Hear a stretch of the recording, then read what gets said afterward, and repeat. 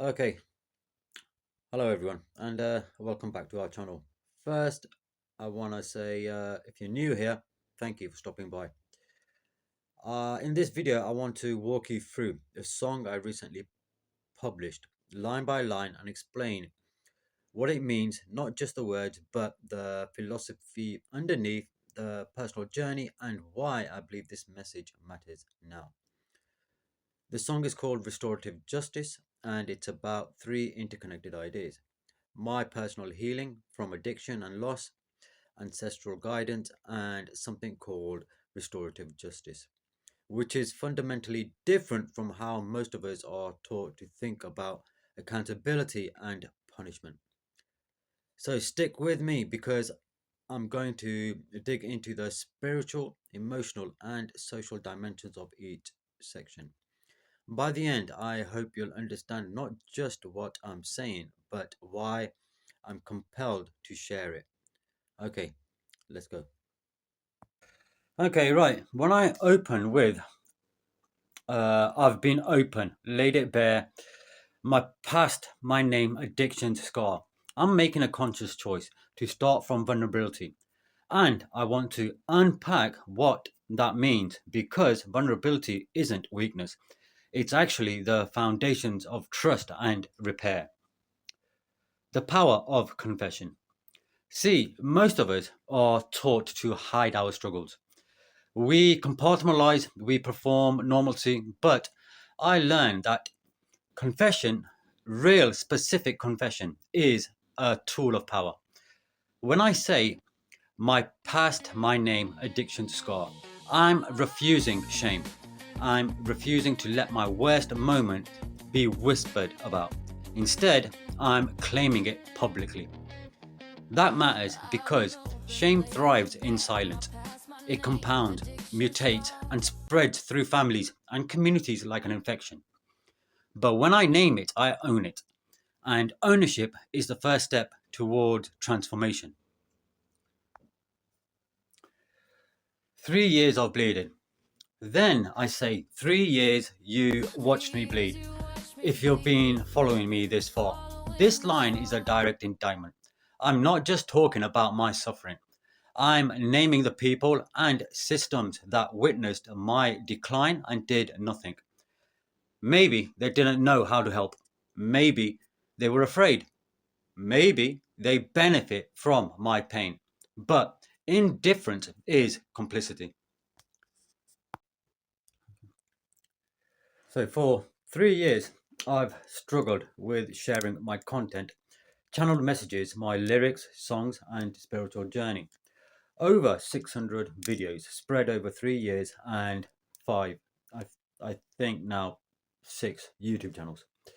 Starting from scratch every time.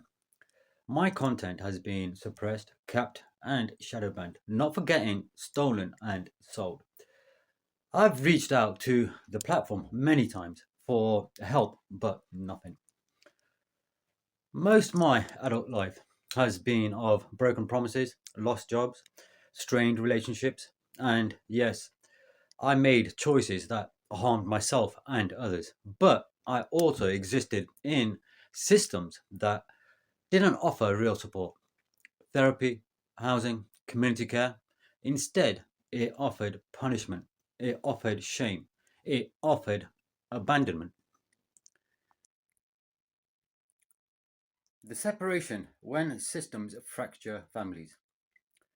They didn't believe a word I said, kept my children from my arms. This line compresses an entire catastrophe into one sentence.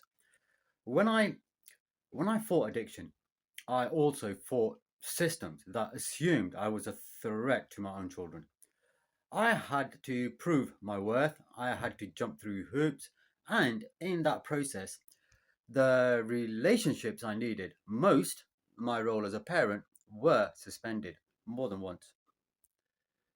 That's not justice,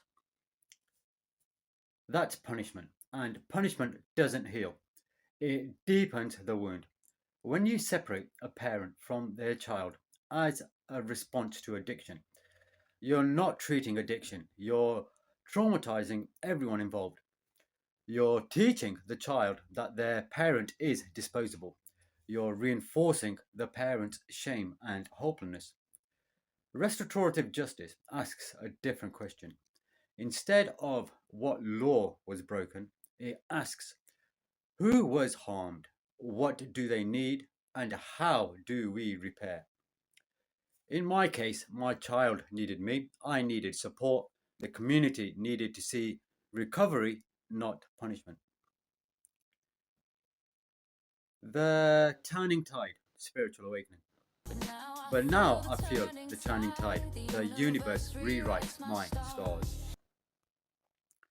The turning tide isn't luck. It's a deliberate, spiritual, and practical reorientation.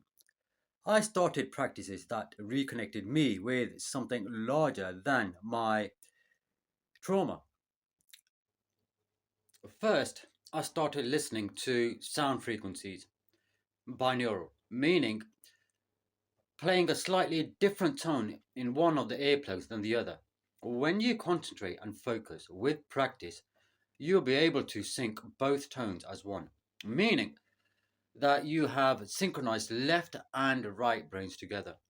When you're able to accomplish that, then believe me, you will see the reality that you have really been living in.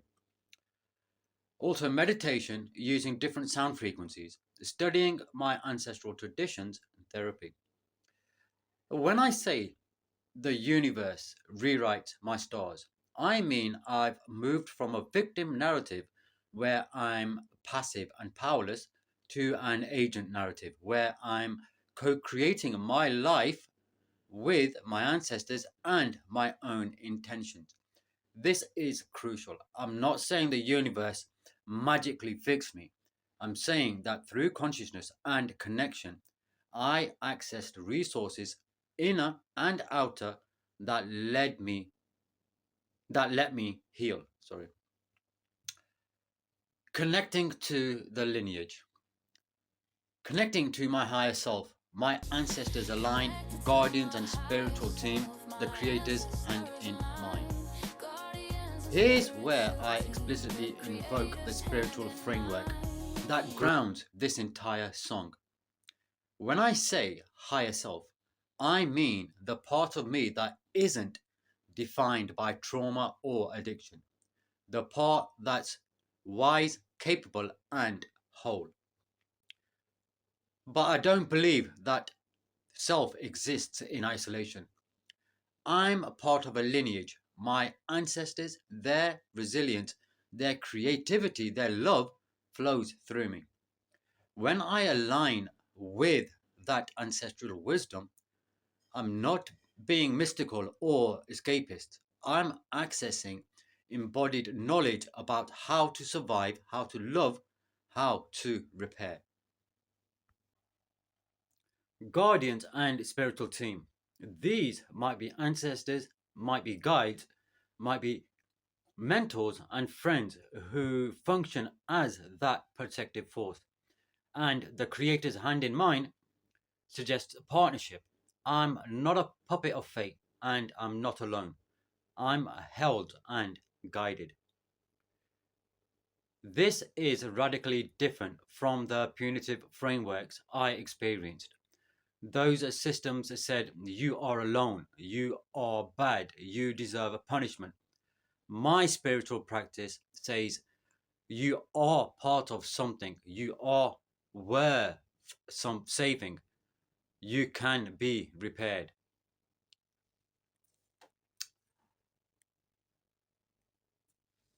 Ancestral wisdom holds me up, protective forces at my side. My allies steer me towards the light, compassion, not the fight. I want to slow down here because this pre chorus is the emotional and ethical architecture of the entire song. Holding up versus standing alone. Ancestral wisdom holds me up. Notice I didn't say I stand alone or I pulled myself up by my bootstraps. That's the myth of individual triumph that our culture loves, but it's a lie. We are always held by something, by people, by systems, by stories passed down to us. For me, that holding is ancestral. It's my guardians, it's my spiritual team, and most importantly, it's the creator of all existence itself.